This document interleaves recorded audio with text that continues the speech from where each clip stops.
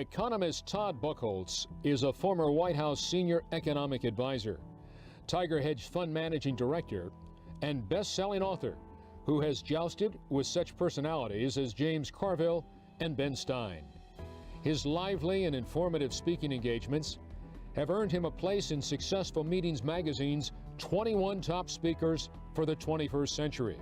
And his best-selling books on economics and financial markets have been widely translated and are taught in universities worldwide.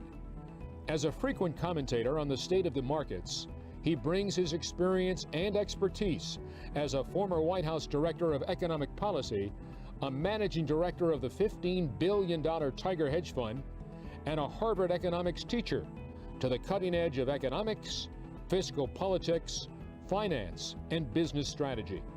He is a frequent guest on ABC News, PBS, and CBS, and he recently hosted his own special on CNBC. He's a recipient of the Allen Young Teaching Prize at Harvard and holds advanced degrees in economics and law from Cambridge and Harvard. He also holds several engineering and design patents. He has authored numerous critically acclaimed and best-selling books, many of which he has developed into successful lectures and speaking events. In addition, he has penned articles for the New York Times, Wall Street Journal, Washington Post, Forbes, and Reader's Digest. He is widely sought for his depth of experience, sharp wit, and honest, entertaining delivery. Ladies and gentlemen, please welcome Todd Buchholz.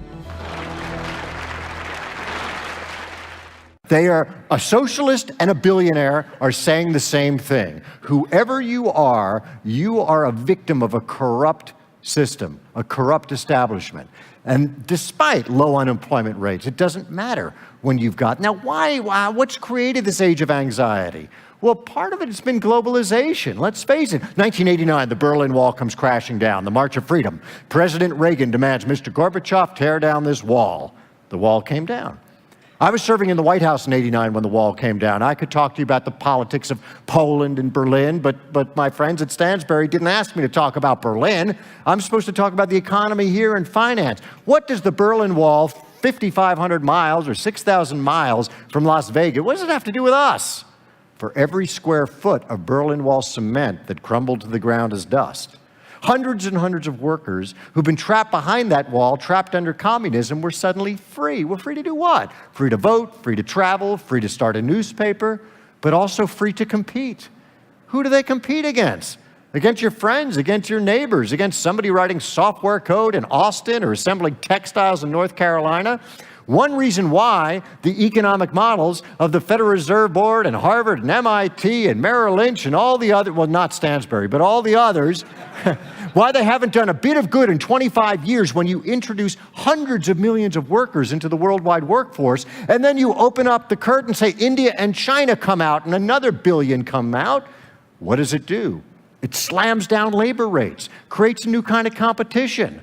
Look at the chopsticks. America's middle class, Canada's middle class, Europe's has been in a pincer movement, right? Trapped between trying to get higher wages and at the same time, up until 2 years ago, having soaring commodity prices.